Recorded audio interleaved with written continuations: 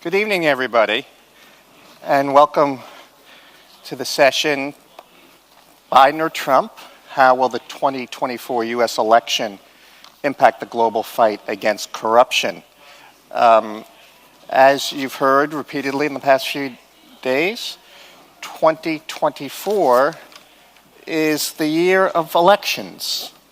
There will be over 70, or have been, and will be over 70 elections, or elections in 70 countries this year, including Mexico, South Africa, European Parliament, Taiwan, India. France just called national elections, parliamentary elections. The UK on July 4th, and of course, the United States on November 5th. Today, this panel is really an embarrassment of riches in terms of expertise and practical experience in fighting corruption. Let me briefly introduce the three panelists. To my immediate right is Jody Vittori.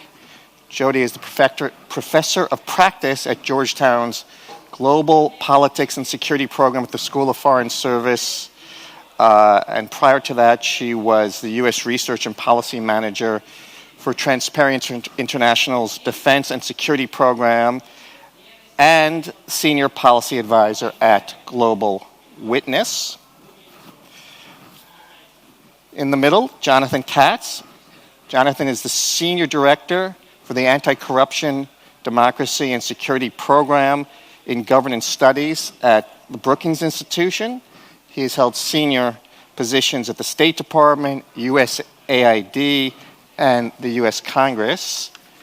And finally, Marianne Kammerer is the Senior Lecturer at the Nelson Mandela School of Public Governance at the University of Cape Town. She is the co-founder of the NGO Global Integrity, and she is also on the board of Corruption Watch, which is Transparency International's chapter in South Africa. For the discussion today, we're going to leave more time than usual for Q&A and even discussion with the audience. So we hope that we have, I know you'll be fully engaged, and we hope to bring out some interesting perspectives. Please, when you ask questions, ask a question, and you can also make a comment. And feel free to disagree with anything that any of us say up here on the panel. Just a brief kind of framework.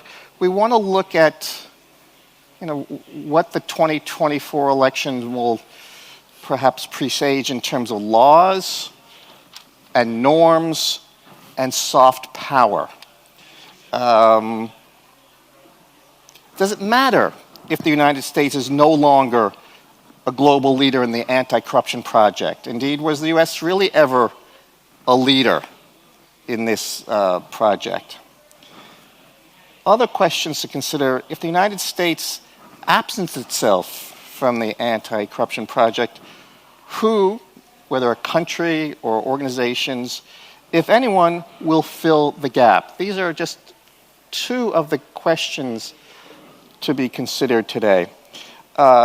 We're going to start with Jody, who's going to talk about the domestic implications of the 2024 election.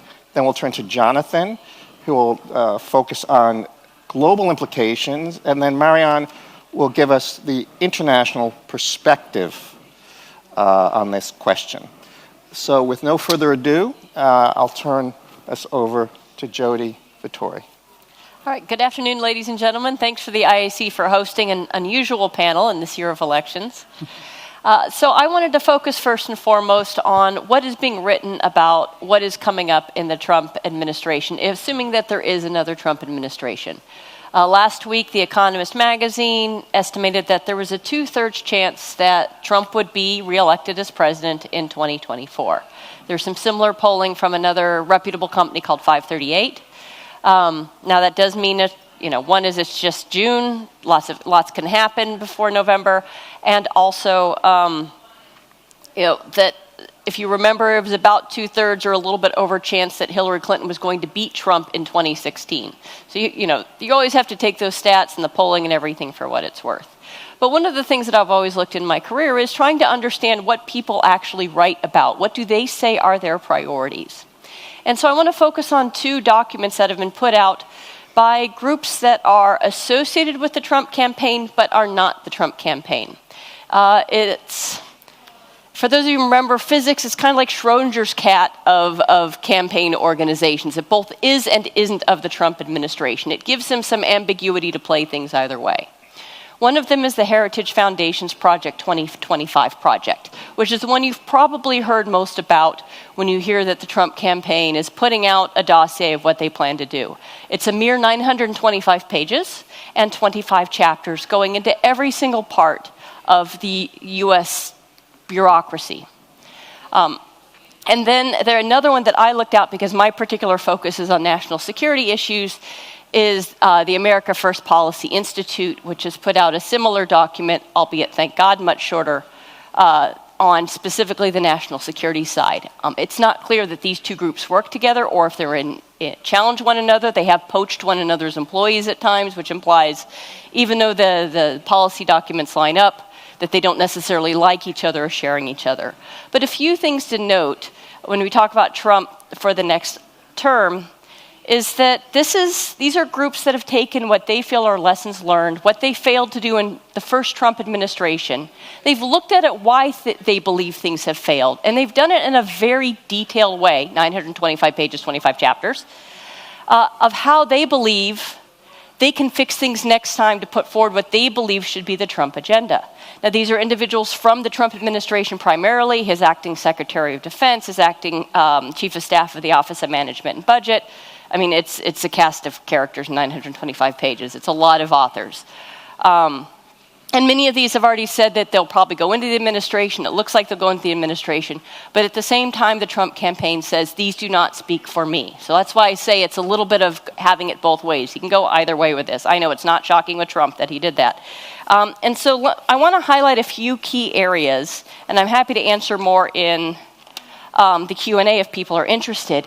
But I really focused on the chapters that pertain to the corruption issues because the issues that we're talking about here and that we care a lot about here are actually found in some of these documents. And 2, I want to focus on today. So there's chapters on just about every part of the American government. State Department is there. USAID is there. Department of Education is there. Department of Treasury is there. If it looks that the Trump administration is more and more likely to win, I highly encourage you to open this up and take a look at the agencies that you work with. I can show you how to do that. It's online. It's free, at least for one of the documents, and I will help you do that because you should really read them yourselves. But let me highlight a couple, and one of them is there's actually 3 pages on FinCEN in this document, just FinCEN itself. So the United States' Financial Intelligence Unit. And I want to highlight 4 areas. These are on pages 706 and 707 of the document. Don't worry, I'm not going to read all 925 pages, but just a couple. One of them is when they're talking about FinCEN. Quote, although FinCEN makes a significant contribution to law enforcement, because this is the Financial Intelligence Unit, it also demonstrates substantial and widespread economic harm and goes into the reasons why they believe that FinCEN is bad for the U.S. economy.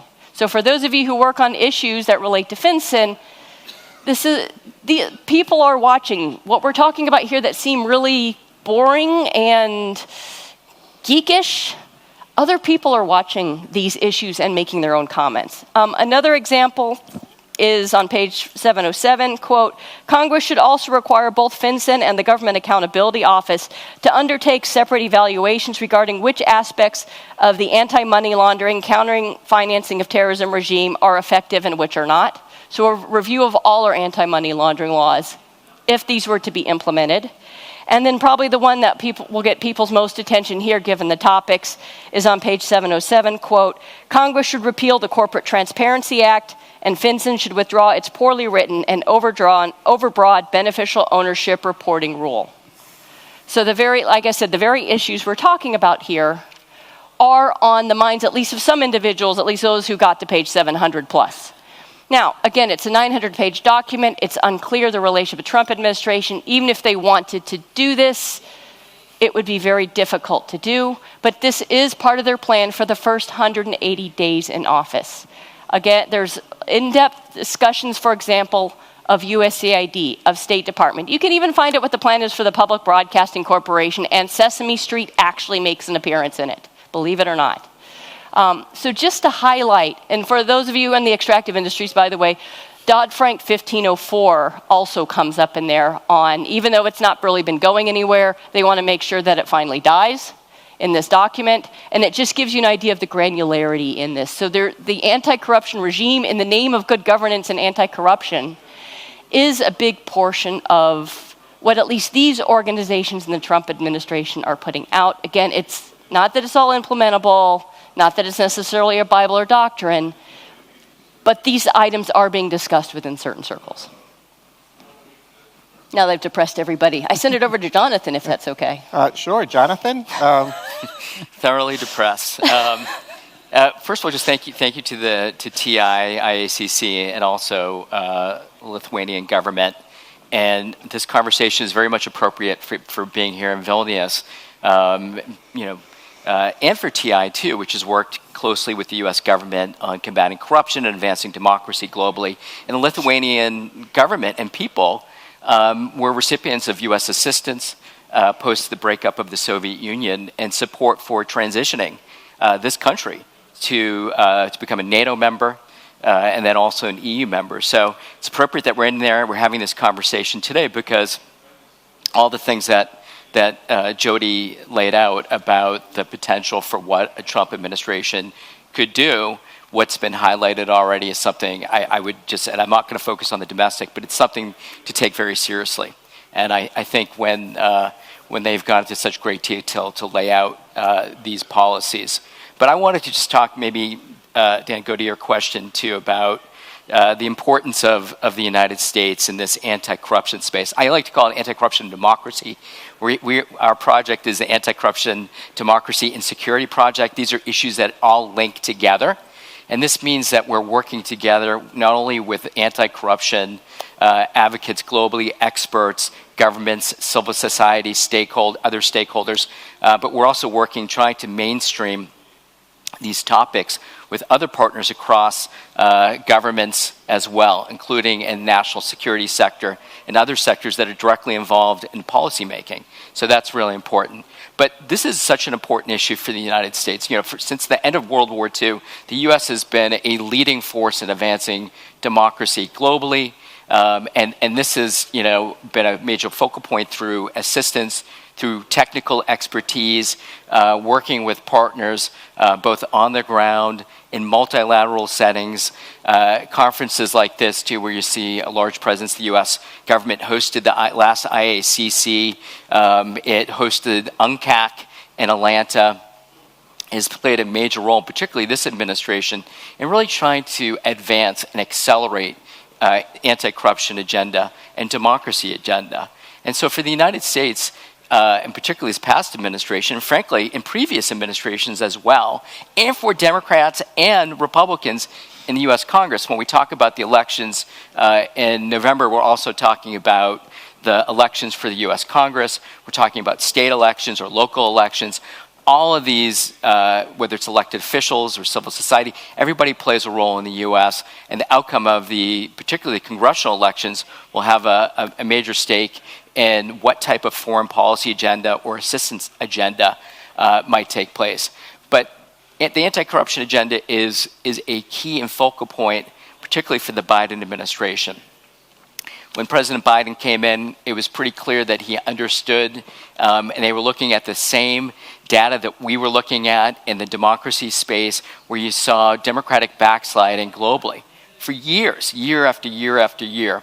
And I think what has been critical about sort of the approach of this administration, and again, I think it's supported by Republicans as well, including support for assistance, and we can speak to the Trump administration, but it's been critical. It's been connected to national security for the first time as a national security strategy.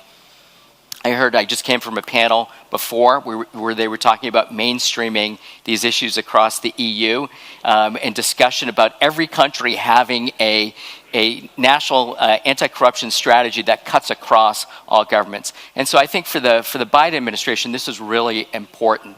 So we know there's been backsliding globally.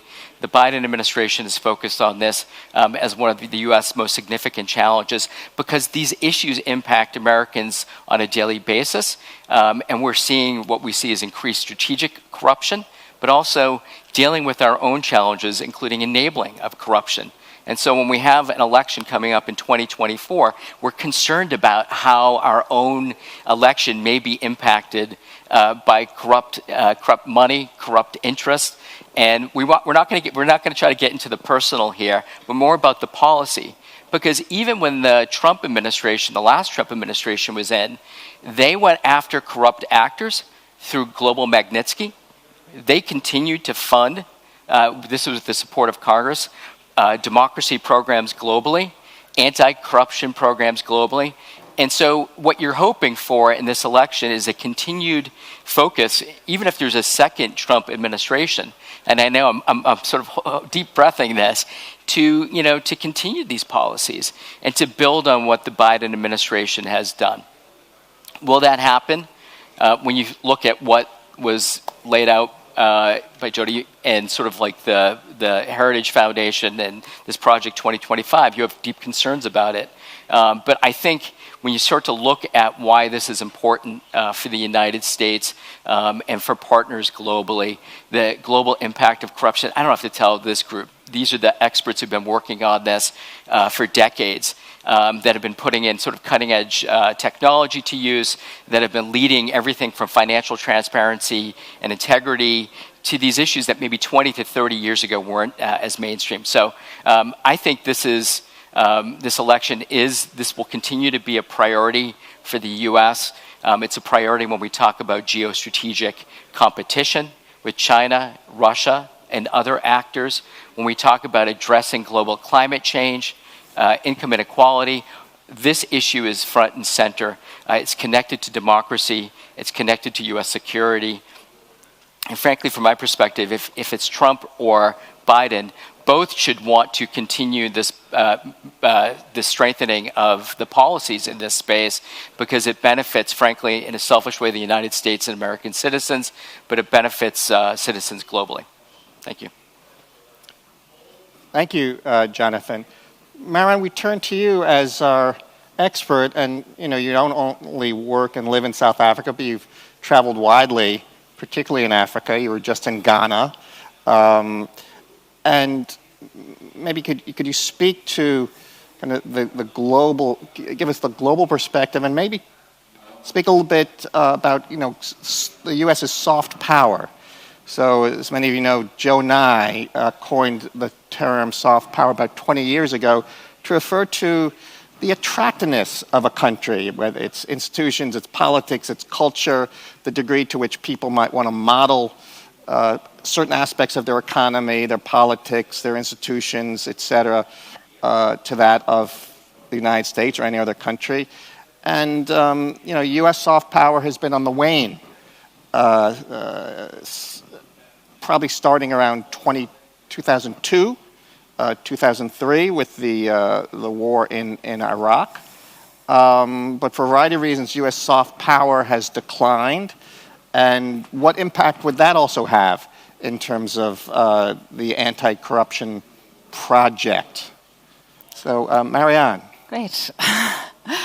Thanks, Dan, and thanks very much to the International Anti-Corruption Conference, where you said I've traveled a lot. I realize that through attending these conferences since 1997 in Lima, Peru, all the way through to Vilnius, Lithuania, it's been an incredible community to be able to join and to be here in person, and I don't take any of that for granted that we're having this conversation. So I also just wanted to thank the European Union who funded my participation here, which I guess shows that we need international organizations and wealthy nations to support the participation of people to engage in these sort of conversations. So, I will talk a little bit about soft power, but when I was first invited to be part of this panel, I thought, this is typical US obsessed with their national politics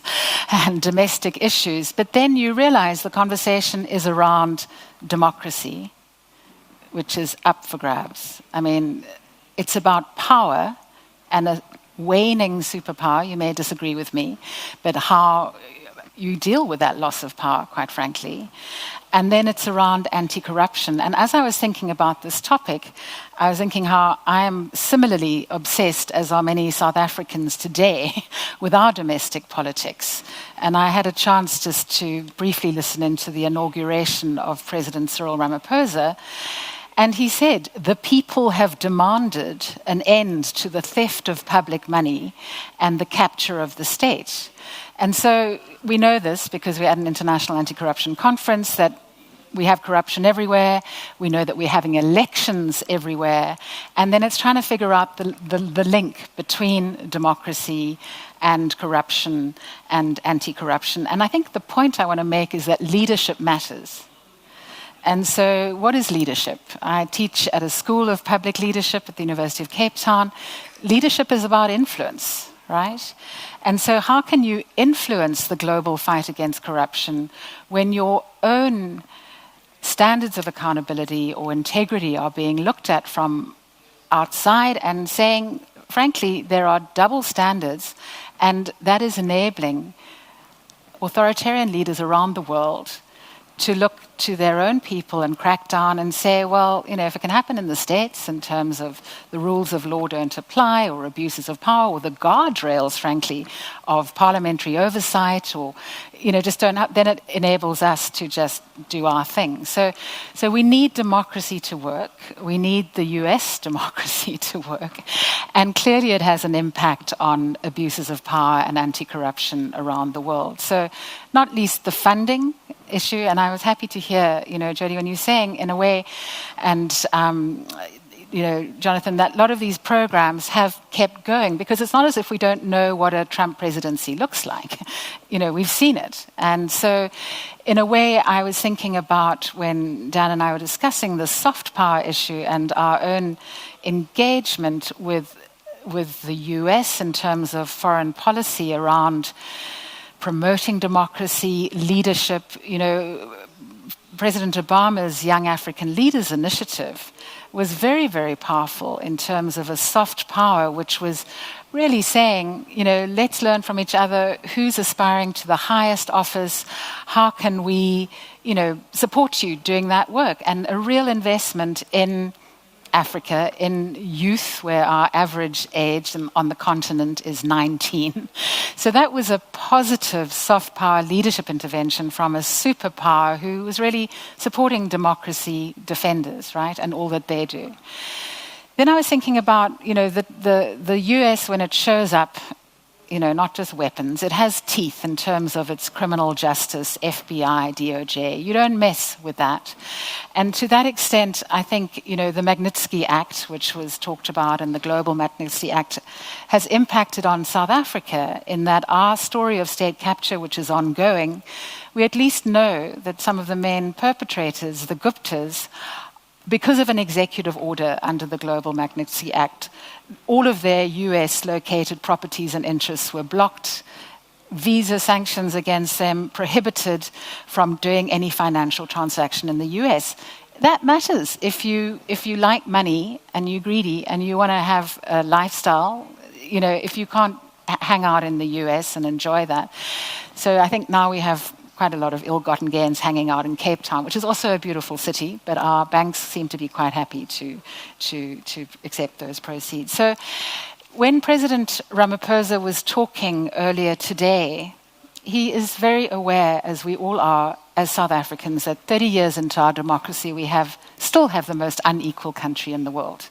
Our youth unemployment is 60%. So how can you create opportunities for people to embrace democracy and all that it has to offer by focusing on economic growth? And the AGOA Act, I don't think we can ignore that, has been incredibly instrumental, and South Africa's benefited from it, where since 2000, and it runs out in 2025, but wanting to get it extended, and of course inside the US domestic politics, there are issues about whether one should give and extend to South Africa. So there's a carrot and a stick approach, but that has provided jobs, it's provided opportunities, it's provided employment by this improved export competitiveness for African countries. So I don't think we can separate the political economy when it comes to understanding democracy, anti-corruption, and security, because as President Ramaphosa says, if you have such deep inequality, you are unsustainable, and there is an opportunity for what was the exact words, but yeah, it's untenable to live in such a deeply unequal society. Thank you, Marianne. But before turning over to questions and comments, I just want to offer a few of my own. The Trump phenomenon, if you want to call it that, is not in isolation, right? We see around the world, including Western countries, variations of the agenda, the approach, the mood, the language of President Trump. So clearly something is going on in large parts of the world, and many people who call themselves experts missed it. So we also need to try and understand what that it is. I also, in addition to teaching courses at American University on corruption and development, I teach a course on U.S. foreign policy. And many people, particularly younger ones or those without a sense of history, look at Trump's America First approach toward foreign policy as something really different. But if you look at the history, 236, where are we, years of U.S. Foreign policy, this is a recurring theme in U.S. foreign policy in terms of our approach to the world that reappears every several generations, which is American, if not isolationism, which is extreme version of this, but at least somewhat withdrawal from the world. And I go back, I want to quote John Quincy Adams. You like physics analogies, I like historical analogies. John Quincy Adams was the 6th President of the United States, but before that he was Secretary of State to President Monroe. In 1824, I think it was, July 4th, he made a speech which famously said, "The U.S. does not go abroad in search of monsters to destroy." Okay? That is not our mission. That is not our purpose. And so that's an example of a current of American foreign policy thinking and practice that you see in Trump's approach. But then, what people often forget, he then went on to say, we lead by example. Because if we show, and here I'm paraphrasing, if we show the world, to which he basically meant Europe and South America, if we show the world the benefits of democracy, as conceived of in 1824, 1825, the benefits of democracy in our form of government, others will want to emulate us and our institutions and our approach. It's to that extent, the Trump approach might be very different. You have maybe the withdrawal of membership in organizations, even the threat to leave NATO, but also you don't hear, we will lead by example. And so, Marianne, when you talk about the importance of leadership, now we have a former president, maybe a future president, says we're not even aspiring to lead by example. Okay? This is very different from previous iterations of American withdrawal or retrenchment from global affairs. So I think it's important to put that in some historical perspective. and also that helps explain why the American First Foreign Policy draws, as I said, a deep vein of American thinking and is not as radical as it might seem to outside observers.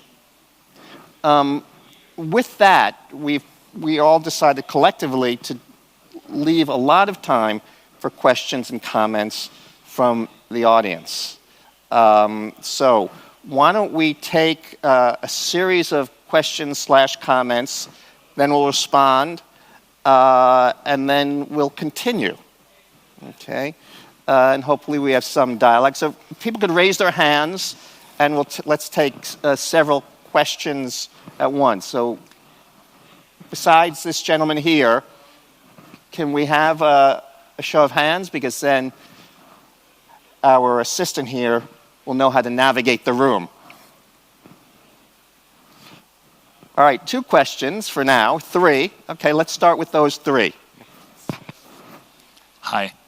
And please also identify yourself and if you want your Hi, affiliation. Neven Bogic, University of Oslo, legal scholar of anti-corruption. So my question is for Jody Vittori, and I was wondering, since the Biden administration did pass the anti-corruption strategy, which should implement it to a certain extent, basically what you said, if it happens, being the program of Trump, if he comes to power, would effectively dismantle significant parts of the strategy, the Corporate Transparency Act, and so on.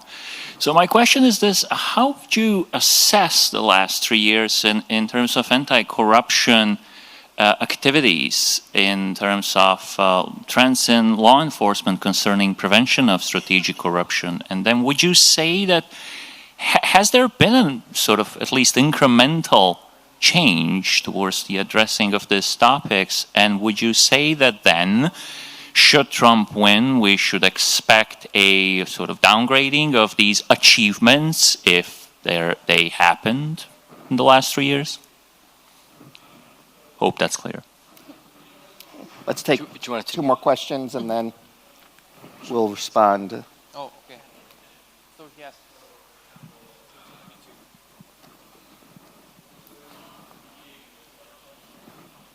Hi, my name is Maz. I'm with Atlas Corps, and I actually wanted to also ask about the Anti-Corruption Act, but I will ask about the different one. So the Repo Act for reconstruction of Ukraine, and the further steps that were taken in regards to using profits from seized Russian assets to reconstruct Ukraine. I would love to hear your thoughts about what's going to happen with that should the administration change to the other side. Thank you.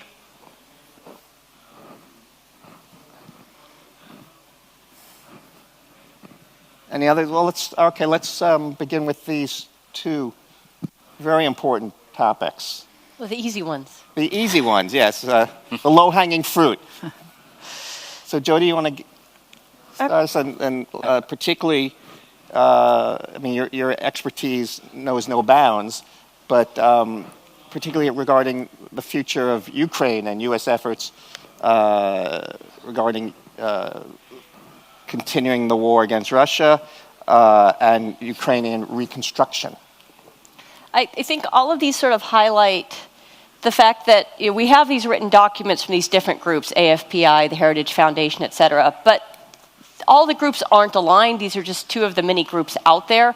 And there's going to be a lot of fighting amongst different groups for what their priorities are. So, for example, while the Heritage Foundation is clearly not a fan of the Corporate Transparency Act, some of the biggest backers of the Corporate Transparency Act was the Fraternal Order of Police, which, if you're not familiar with them in the United States, this was the first police union to fully back Trump back in 2016.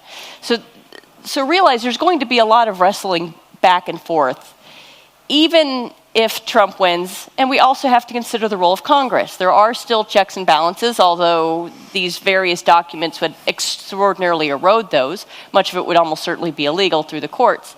But if it's a Trump administration, but he has neither house of Congress, his ability to move things through is very much stymied.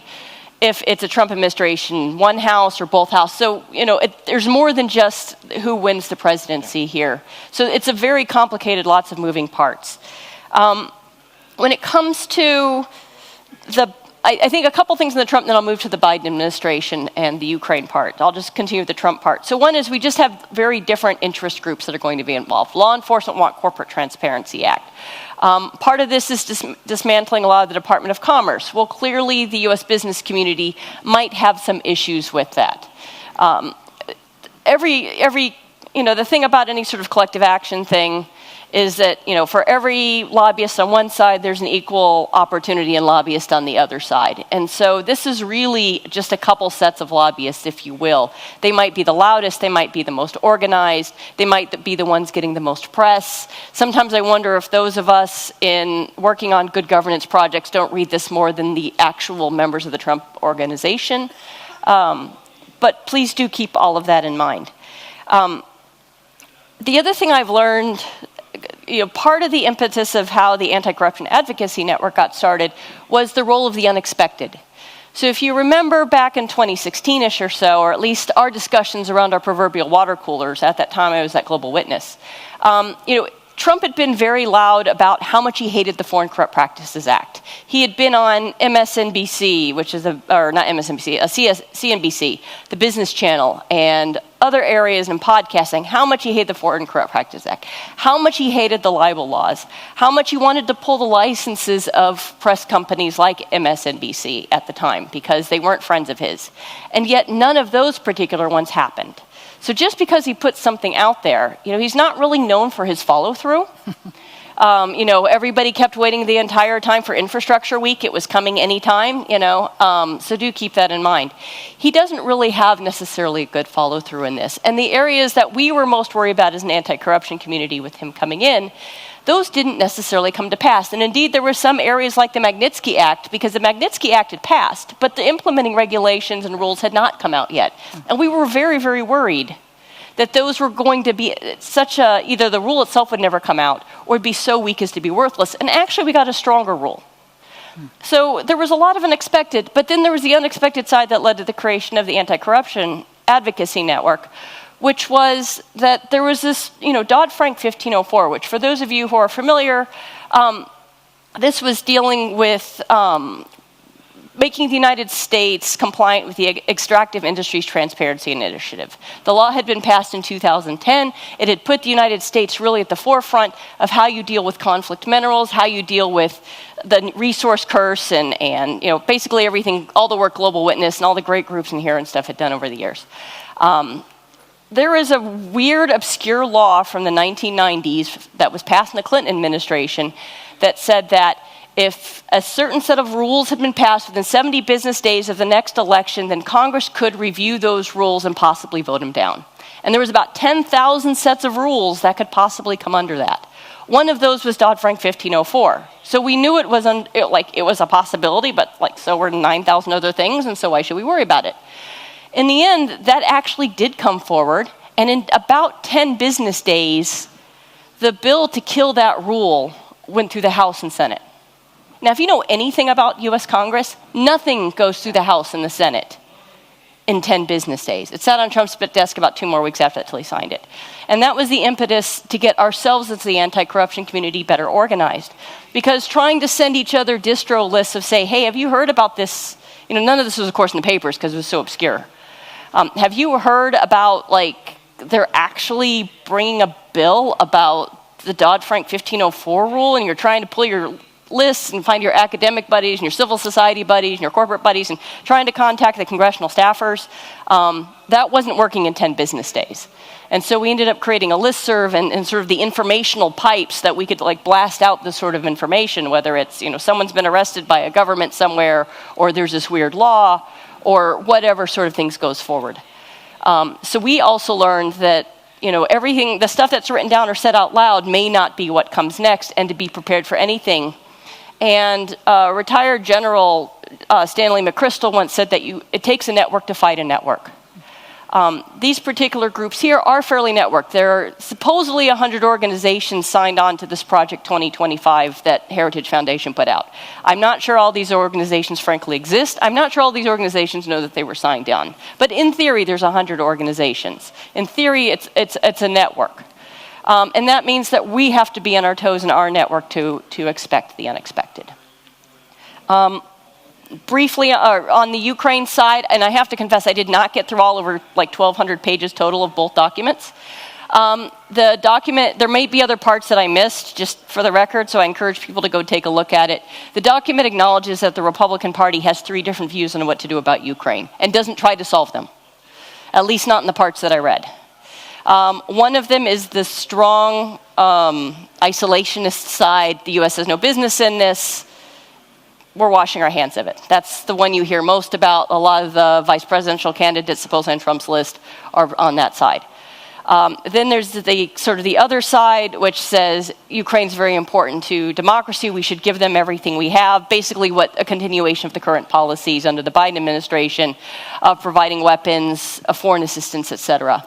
And then they argue there's a middle ground, which says that the United States should provide weapons, but only if Ukraine pays for them in full. So I'm thinking back, you're talking about history, almost like Britain and Lend-Lease in many ways, and some of those arguments that were coming out of the isolationist Congress at that time, saying, there shouldn't be Lend-Lease, Britain should have to pay for everything even though they're broke and, they're trying to defend against Nazism.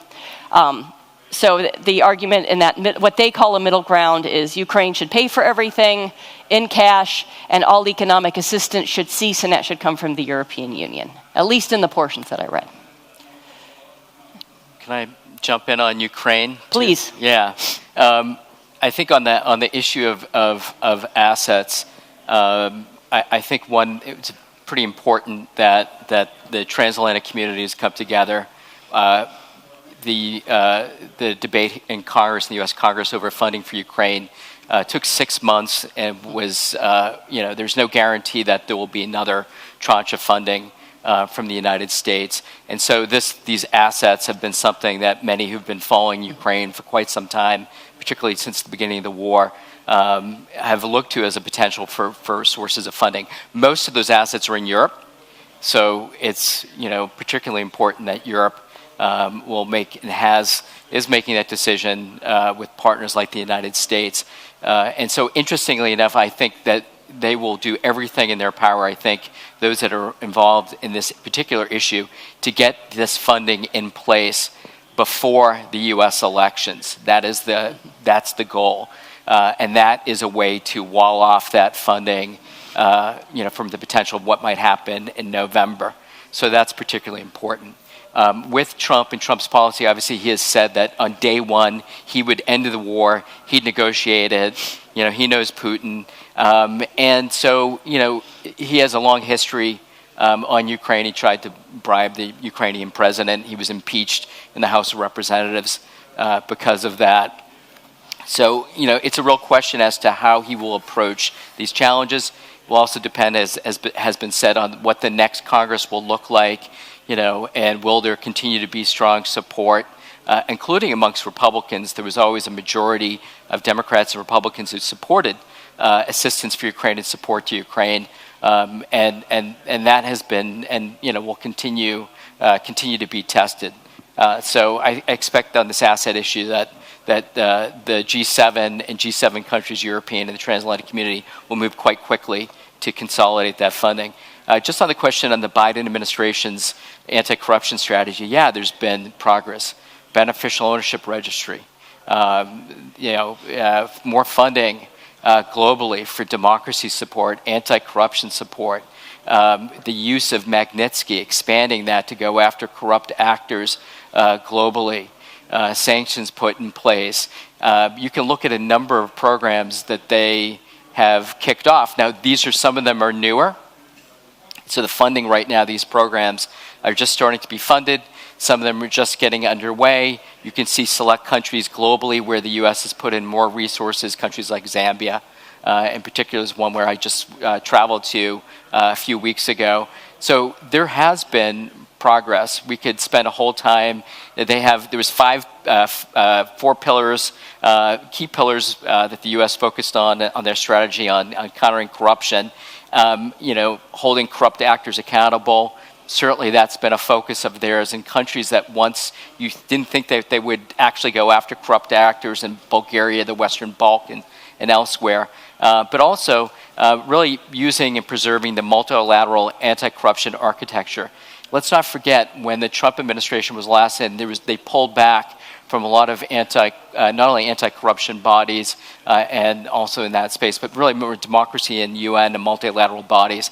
It's really important that the United States is sitting and working in these multilateral bodies globally, and that we have the right experts there working. And so when the U.S. pulls back from these bodies, isn't engaged, it opens up space for non-democratic actors to step in. So there's been a lot of progress, but when looking at policies and progress in a 2 to 3 year period, you're going to need a much longer runway to see this progress. And I know there's a number of people from USAID who are here today that we worked with at the Summit for Democracy, which we haven't talked about, where the U.S. was really important push to advance the anti-corruption commitments globally with partners like OGP and others. And so this is really important that this commitment remains. So leadership matters. Being the example of leadership matters. So there will be a major difference if the Trump administration had its way in the last administration. They would have cut U.S. assistance by 20 to 30%, which would have had a major impact globally on sort of U.S. reach and engagement. In addition to that, they have also talked a lot about something called rescission, which is the ability to actually, even if this is within the U.S. budget process, Congress appropriates this funding, it's law, but the Trump administration is arguing, wait a second, we have the ability to actually not listen to Congress, not follow through in the funding that's been passed. And I think this is particularly important, is when we talked about norm breaking, when we talk about sort of leadership, I think there's a lot that's on the table that we don't know what the next administration, if it's Trump, would do, including with U.S. assistance. And I focus on assistance because it's quite visible when you see what the Biden administration has done over the last 3 years. Marianne? Yeah, I mean, I'd be very interested in more questions. What do you think the impact would be on the global fight against corruption? But just picking up on, you mentioned OGP, and there are all of these collective action initiatives. This idea that you need networks to fight networks, I think, is very powerful. But, what struck me about the Biden dedicated specific strategy around anti-corruption as a pillar is the humility, in a sense, saying we need to look at both at home and abroad. And I think that's quite refreshing, because I think there is a recognition that things are not going so great. And so that strategy, I think is useful for opening a conversation that we don't know it all. And I mean, I know from a South African perspective, we don't like being told what to do and how to do it. And, we would be strongly non-aligned, and yet we want to be part of a family of democracy through the OGP. But, so I think I don't know the answer to this question, but I think just engaging and I want to use that word again, just the humility of having an anti-corruption approach on the US's part, which is not just telling everyone else what to do, but is also looking internally at how can we strengthen our own systems, is quite useful. I would actually like to pose a question to the audience, and as well as the panel. As Jonathan, you pointed out, Trump is not known necessarily for follow-through, okay? He doesn't have the longest attention span. Yet, one thing that is consistent about Trump is his rhetoric. That has not changed. All right, not just ignoring norms, but busting norms without any consequence. So when he talks about things like using the criminal justice system for revenge, targeting his political enemies as he sees them, using the IRS, etc. How does that rhetoric change the way the rest of the world sees the U.S.? And does the rest of the world, or much of the world, say, well, if this is the way it's going to be, we're not going to listen to the U.S., we're not going to seek their advice, or other leaders pick up on this, and this norm busting, sees that there don't seem to be any political repercussions, and follow this example, not just in rhetoric, but also setting new norms that were inconceivable before. And let's take more questions, and also if anyone in the audience would like to respond to that question, we'd be very interested in your thoughts. Okay, 1 and 2. Yeah, thanks. Václav Prusha is my name. I actually spent most of the Obama presidency and the whole Trump presidency in Africa, in various countries, in various assignments. I worked with a lot of US partners as well. I must say, on the operation level, at that time, we had the feeling that not much changed actually when compared, when I compare Obama and Trump presidency. So, US partners were tremendously resourceful, but they were also quite transactional. And there was lack of coherence when I compare Department of Defense, US State Department, USAID. When it comes to anti-corruption, there was lack of coherence.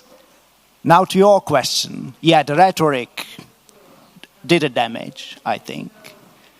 But on the other hand, it was business as usual. And if I can allow myself a question, I understand the panic about Trump presidency. But if I look at us as a community, we will have to deal with it. If Trump is elected, then it's reality. And I'm trying to be a bit pragmatic here. And I apologize for the cynical question, perhaps. But is there perhaps an opportunity, assuming that Trump administration will stay transactional, in explaining to the administration that, look, if you guys don't deal with issues like strategic corruption, security and so on, there'll be no America First policy possible anywhere. So is there perhaps also an opportunity in all this for us as an anti-corruption community? Thanks. Thank you for those excellent questions. We have a hand raised over there.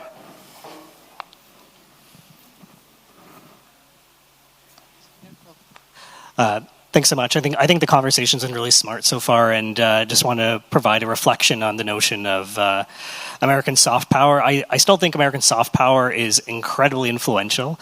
The transformation that I've noticed with Trump has been quite dramatic. So from 2016, Trump positioned himself as this right populist, but now, as of 2024, after one term with him, he's actually more of the swamp than people thought. He is the swamp. In fact, he represents sort of like corporate elitism at its worst. And I think what we've seen, especially after COVID, we've seen a reverberation across the European Union, across Latin America, and even in my country, in Canada, where you have the same type of sort of right populist leaders who are populist in just by name only, but they actually represent the swamp. So I guess what I'm trying to say is that in terms of soft power,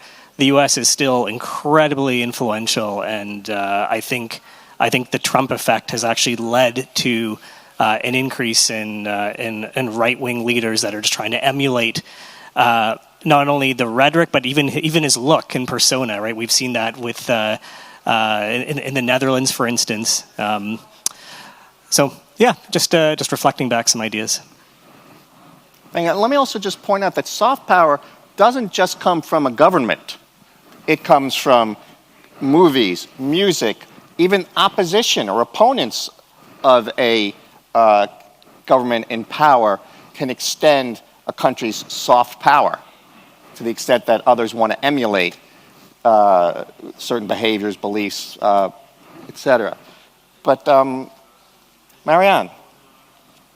Yeah, I mean, this idea of emulating a Trump, I mean, we now have a language of, oh, he's just like Trump. And in our South African situation, you know, if you have a former president who is facing criminal charges of a range, who is saying that the, you know, judiciary is politically motivated, or prosecution services, who is saying that the most recent elections were rigged.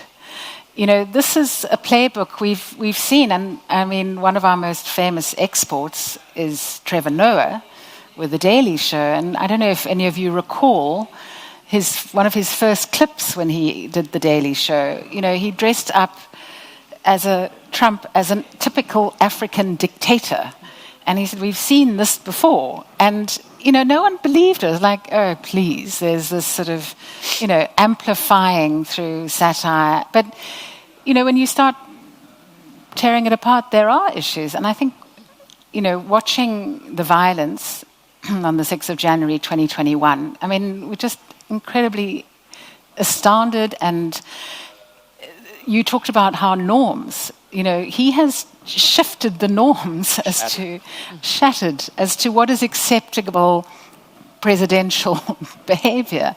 And I think that is probably why his own vice president from the last, from his last term, and many of the cabinet members who work with him do not support his candidacy. This time around. Highly unusual.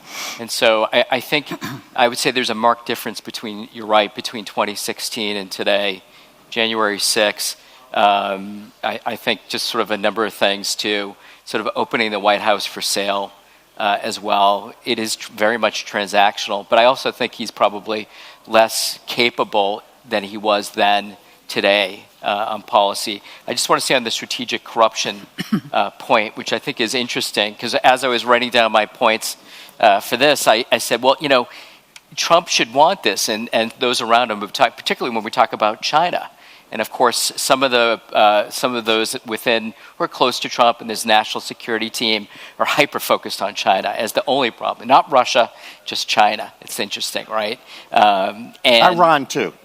Yes, those are the only two. Yeah, and so what's the case should be made, right? You want to sort of address strategic corruption in countries, level the playing field for U.S. businesses and others. That the U.S. does better when and our businesses can do better when we're engaged with other democracies, when there's less corruption, and this would give the U.S. what would be a strategic advantage. Would be democracies have a strategic advantage in that case, and I wish that were the case. And of course, I think many will try to work with those that are within.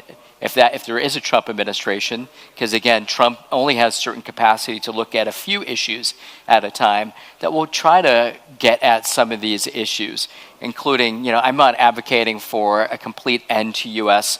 economic relationship with China, but you get a sense that they're trying to, level these playing fields, but by doing it not with a scalpel, but with like a sledgehammer approach to trade, and that has an impact because it also impacts partners and allies in the same region that we're trying to court. So I just want to say I think there would be some opportunities for engagement. There may continue to be support, as you said. It's hard to tell at times the difference between the two, Obama and Trump. When there's a program on the ground, assistance development project, but I think this time might be different given the amount of time of preparation that Jody talked about and how they're going to approach these issues on day one. Jody, your thoughts?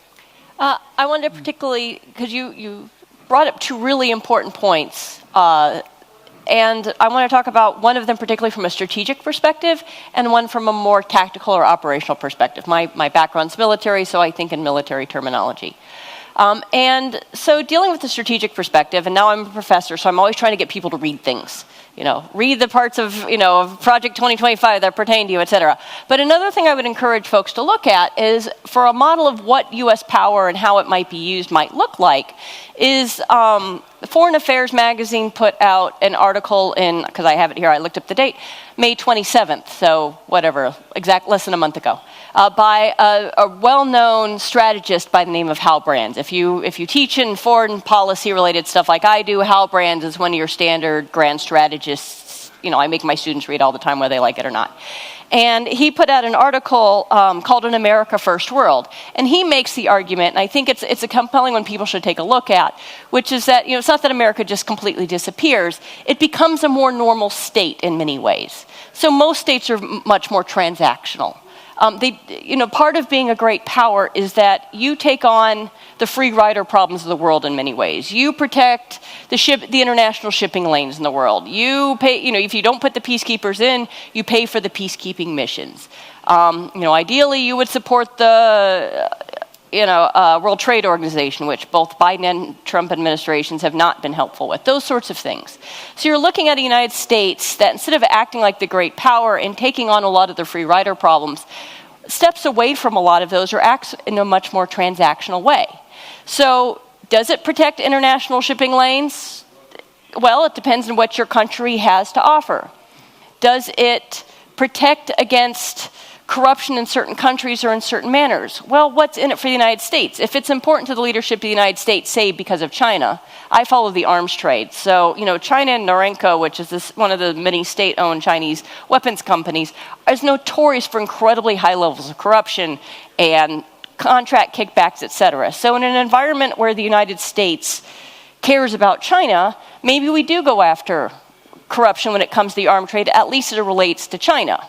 Blackwater and Eric Prince might be a different issue, or American arms trade corruption might be a different issue.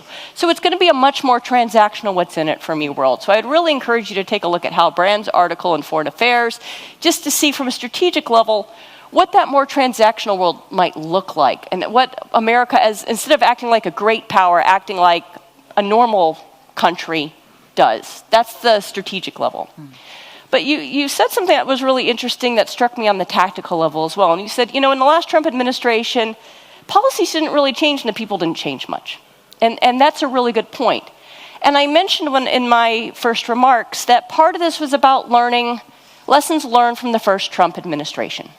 And interestingly enough, one of the very specific lessons learned from the first Trump administration, per these documents and other statements by other members that will probably go into the Trump administration, is that very lesson, that the people and policy didn't change much on the ground. And this was a problem.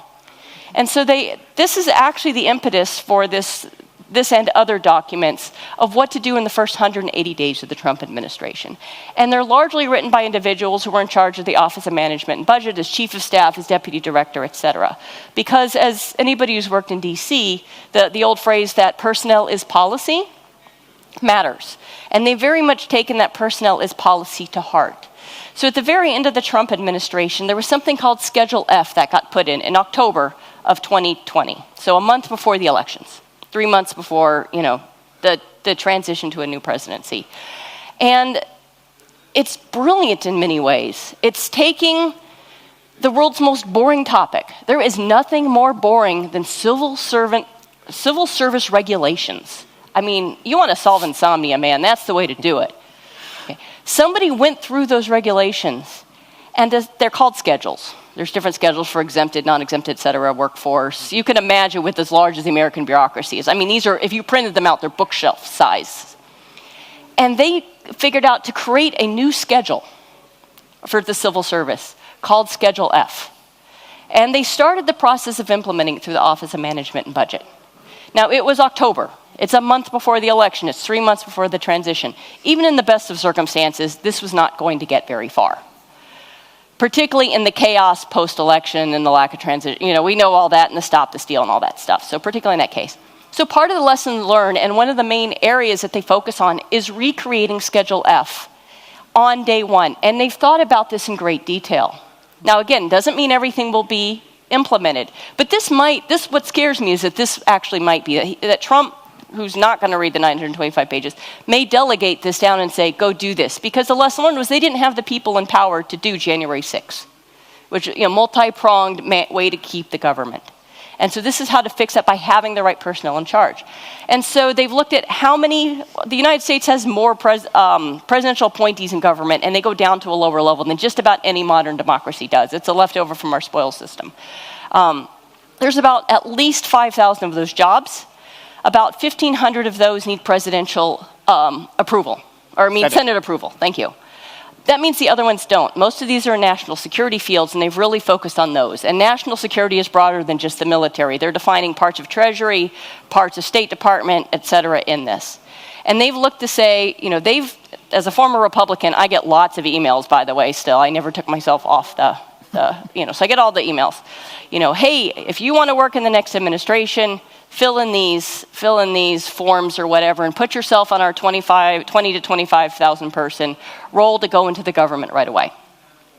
And so, particularly with those about 3,500 appointees that don't need to be presidential approval, because they're counting on the fact they may not have Congress, and therefore they can't get the Senate approval. Where can we put people in without needing presidential approval on day one, ready to go in very, very specific spots? So let me use the example of USAID.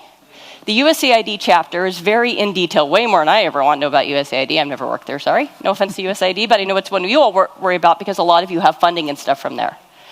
They looked at said there are only 2 Senate presidential appointees in key areas of USAID, and they start going subset by subset on where they want to put presidential appointees, including those who give out the funding. They're very specific on that. The people who actually approve your funding are one of those they want as presidential nominees.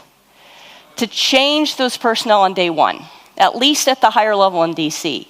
But then they also they claim they want to change how they actually grade individual employees. If anybody's ever worked for a government or any organization, you have requirements of how you actually do your job. What qualifies as doing a good job? Do you get a promotion? Do you get fired? Whatever, probation, whatever.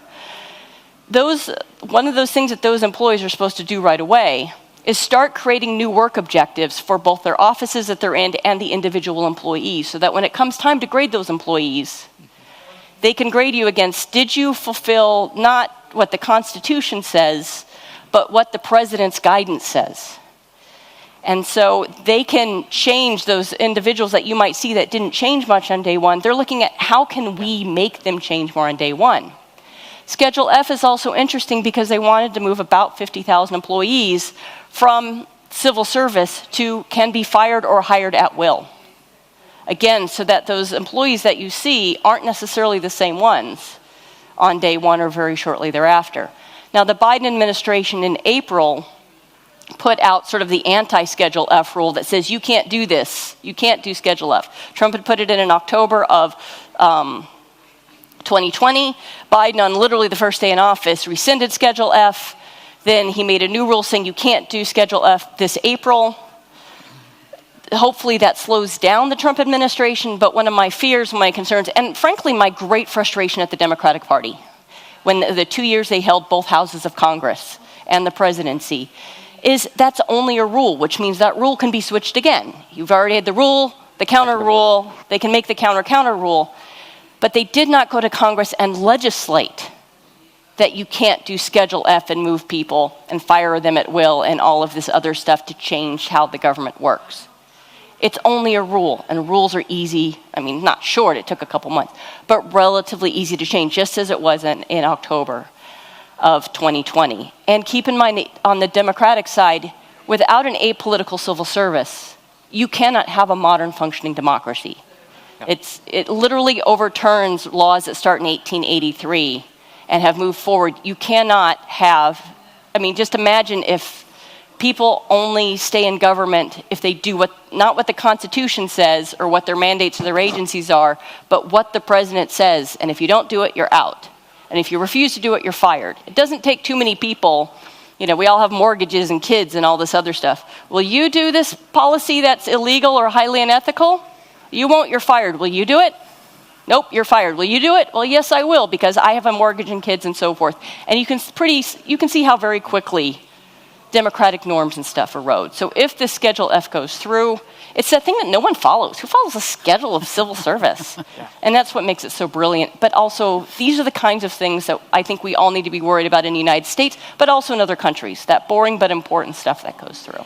Let me just amplify a bit on this, because, the devil's in the details, and the real change would be in these details. What you just said, that things didn't really change at the lower level. Trump would actually agree with that. And he would say that's the problem. That's the deep administrative state thwarting the will, not of me, but of the American electorate, which voted for me to bring about these changes, and yet these unelected bureaucrats, they never say public servants, bureaucrats, they are standing in the way of the popular will and not allowing change. And it's such a low level that no one notices this. That's why we have to dig deep. So imagine, for instance, if now every country director for USAID was a political appointee. Or I was at the Justice Department for 10 years.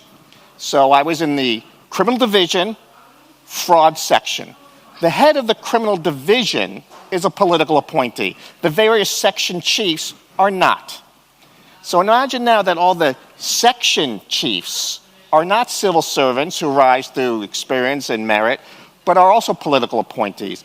And I think what's more likely to happen isn't necessarily do something that violates your sense of ethics or violates the law, but my section chief, let's say, who now would be a political appointee, often what happens is this, when it comes to law enforcement. Hey, we've got 10 investigations that the FBI has referred to us for possible prosecution. But selecting which of those 10 investigations to pursue based on political considerations, right? We don't like this company, we do like this company. So that's not necessarily a violation so much of ethics, but a sense of how do we choose? John Kennedy famously said, to govern is to choose. And sometimes it's we're not going to go after them even though there's not evidence. But yeah, there is evidence here against, showing that these 10 companies, let's say, violated the FCPA.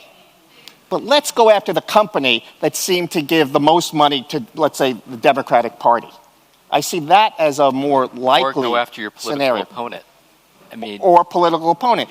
And if there's sufficient evidence to warrant an investigation, you're not asking people necessarily to violate any code of legal ethics or their allegiance, because we all swear an oath to the Constitution, not to. So this is a subtle but really important distinction on choosing where to put your enforcement efforts or other efforts. So, yeah? I find this idea of a dry run, round one of the Trump presidency quite scary. And then, I really appreciate the level of detail. Now we can't say we didn't know about Schedule F, and I'm glad there was some sort of rebuttal, but it does remind me of our situation in South Africa, where what Dan said is, you want the right people. And what does that mean? And in our particular context, in the first couple of years of our transition, we have what's called cadre deployment, and you want people who you trust. And so this whole idea of putting in place people who you trust because of our particular history was actually very important as a transformation imperative and did change the face of the public service, which was incredibly important. But Justice Zondo, who's now our Chief Justice of the Constitutional Court, who chaired the Commission of Inquiry into State Capture, identified this policy of cadre deployment as really being at the crux of state capture, and how you would have political appointees who were beholden to the party. And it was quite interesting when the president spoke as the president of the country and as the ANC president. He didn't want to give up on that transformation imperative of cadre deployment. You want to put in place people who you can trust. Even suggesting people who had the right qualifications to serve on state-owned enterprises was seen as controversial almost. That this whole idea of merit is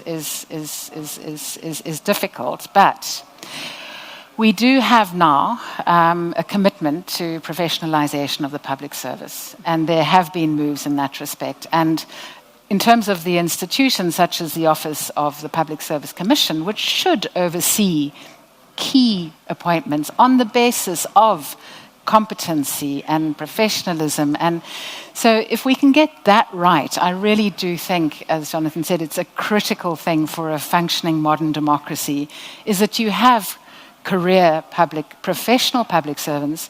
But what was interesting in the Zondo Commission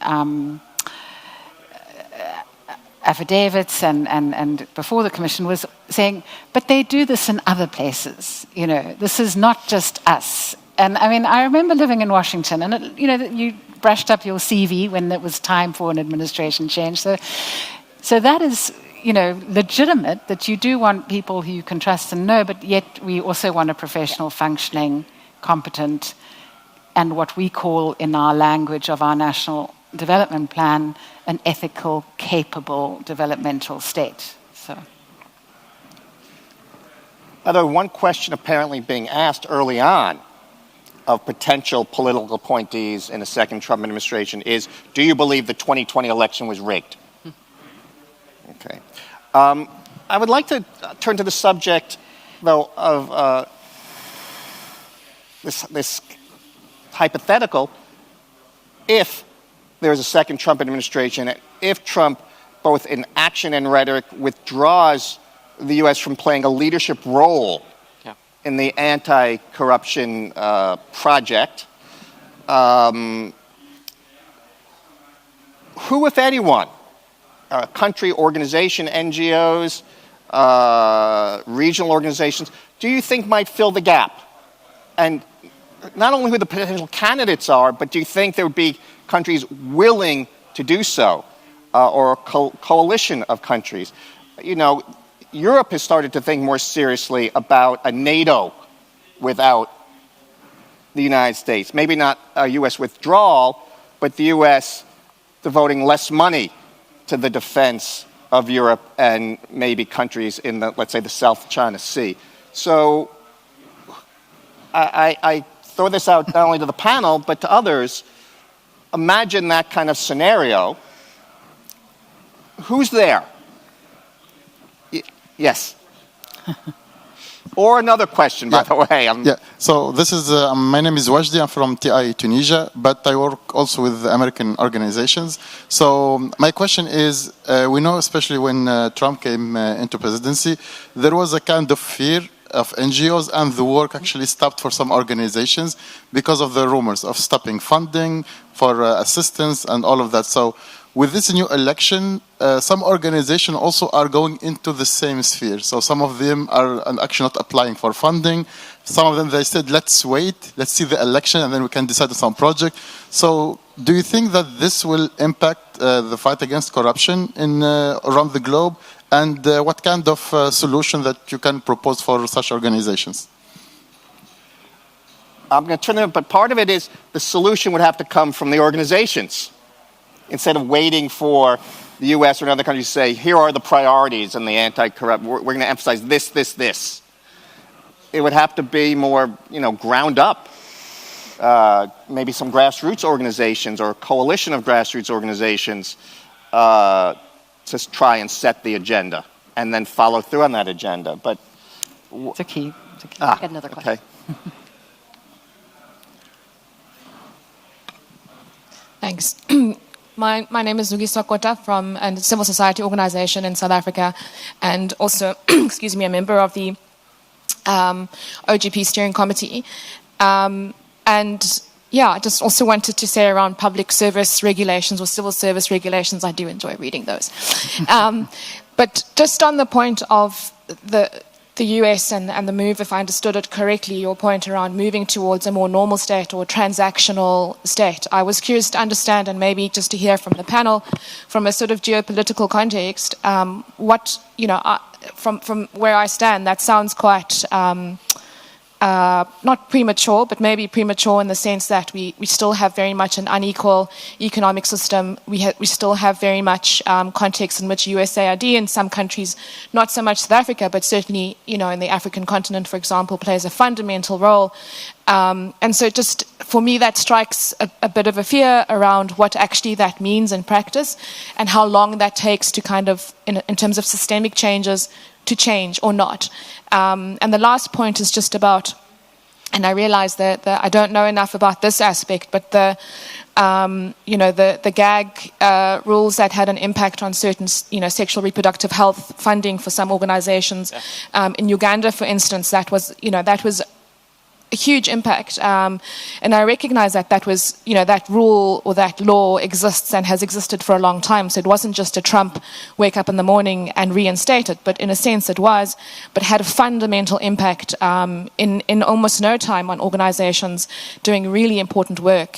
So I just had those questions and perhaps my sort of concerns, fears are ill-placed and maybe systems don't change that fast. But I was curious about that. Who would like to start? I can. Jonathan? I can even just on the last question about whether it's reproductive rights. I mean, there's been consistent Republican administrations have come in to put in place these policies, so that funding will be impacted. I mean, depending on what's in the pipeline already, funding available, but it will be cut off. This is pretty. We've seen this go back and forth. Democrats come in, they change that policy again, and it's not great for organizations that are on the ground because you're impacted immediately by this, and then it's hard to plan, and to carry out a multi-year project when that funding isn't available. So I think I think you'll likely see that. You could see this with LGBTQ or gender issues or certain human rights issues. And very specific policies that are directed to cutting off specific types of assistance that a new administration, whether it be a Democrat or Republican, cares or does not care about. So I think that's certainly something that you should be prepared for, and I think it is important for. Obviously for donors and others, there'll have to be a filling of the gap if that is available for donors to step in. If the U.S. truly steps back from its commitments to strengthening and supporting civil society, something Biden has. We talked about some of the advancements. The Biden administration has put a lot of resources into supporting civil society. We didn't mention independent media, which is really important. For this particular conference, how important it is to have that media. But you could see some of those areas being targeted for cuts, and that's problematic when you have shrinking space for civil society or independent media, especially in a lot of countries that clearly this is an important part of watchdogging and sort of keeping governments accountable. So that's one part of that, and I'm hopeful. I think, Dan, what you said about Europe, I think there's a recognition when it comes to the EU and EU security. I mentioned the session right before this about mainstreaming sort of the anti-corruption agenda, and one of the leads was from one of the director DGs from the EU who's talking about all the new rules that the EU is putting in place right now that in many ways is pushing their policies forward, how they're looking at the anti-corruption fight globally. And of course, outside of the United States, the EU is the largest development assistance provider globally, so the US and the EU. So if the EU has the capacity to do that, it's important. But there's other players and actors globally. South Korea hosted the third Summit for Democracy, and there was a push there to push them to do more. Japan, other donors globally. And maybe out of this moment, if the U.S. becomes just a normal actor globally, which I don't think it's going to be just cut and dry in that way. I think even in the Make America Great, America First policy, the administration will be confronted with things that they're going to have to do globally in terms of national security, whether they like it or not, because it will be a direct threat to the United States. So I don't think it will be uniform. But in that world, others will have to step up. Jody, we might have time for two. Let's take one or two more questions. Fantastic discussion. Thanks very much. John Devitt from Transparency International Ireland. We're asking whether a Biden or Trump win, or how a Trump win might affect the global fight against corruption. I think we should be also seized with the question, how might a Kaczynski win in Poland or a Le Pen win in France affect the global fight against corruption? Because we're looking to the European Union to serve as the new world's policeman after a Trump win. I think we're looking in the wrong place, and I might ask us to reflect on how the regressive right, in the case of Poland or French win for Le Pen, would affect the global fight for democracy, which and the defence of democratic norms and institutions, which serve as the most important checks and balances against corruption. I think looking at the US in isolation and the rise of regressive or anti-democratic forces there serves or could serve to distract attention away from where we can, in European Union, can apply pressure. Do you have one other question we can take? Or if not, let's devote our remaining, let's say, 3-4 minutes to that important question that this also has to be looked at more regionally, even globally. Who wants to? I think if I were to kind of sum up at least my particular talking points for today and listening to everybody in the room, on the Biden administration, we're looking primarily at status quo. What's been going on, kind of that slow, stuff comes out, 4 years later the regs come out. Is it fast enough? No. It's a priority, not the priority, etc. With the Trump administration, I don't know anything to say other than hold on tight for a roller coaster. Because I don't think they know. Because they don't use the standard foreign policy process, because there's not a true they're still using the 2016 platform. We don't know how much of this Project 2025 stuff is going to go in. Can he do Schedule F? For how long? Will the courts challenge it? Will people actually leave? There were so many ifs. And the Trump administration, the last time, if we use, last time to this time, so much of it was just who had his ear last time. And so who do you predict? I will just note on the Schedule F thing, and speaking of the unpredictability, USAID is the one in the document that's supposed to be the guinea pig on Schedule F. So, in addition to that, how do you take advantage of that? Well, these are new people who have no background. They admit these guys have no background. Be the first one to meet them with your talking points and a compelling argument. They're wide open because they have no idea what their job is. So, that's one of the ways you might be able to use it if there are new personnel there, is be the first one to get their ear. But the theme of, status quo versus just, be ready for any insanity. The old Chinese curse is, may you live in interesting times. Whether it's Le Pen, whether it's AfD in Germany, whether it's Trump, it's interesting times. And all I can say is, from my perspective as a political scientist, it's going to be pretty crazy. I think that was said perfectly. And the only thing I would say is, of course, there's concern about what Le Pen means for France, for democracy. Of course, the EU elections recently, too, those results. And these networks are interconnected globally. Mm-hmm. It's something that we need to focus on, and it's a challenge. I just would end with saying, we talked about networks, building networks globally too, and we just need to keep strengthening those networks that are working on these issues globally. And often we're working from Brookings too, with networks in countries where it seems to be impossible to see any progress being made. And then there is some progress, and it's incremental. Even if it's status quo, I will guarantee there'll be some progress being made and pushing the ball forward. The U.S. history on anti-corruption history is about incremental progress. For the last 175 years of progress, and that's what democracy is. It's sort of moving this big boulder up a hill, and sometimes getting crushed and getting back up and pushing it back up the hill.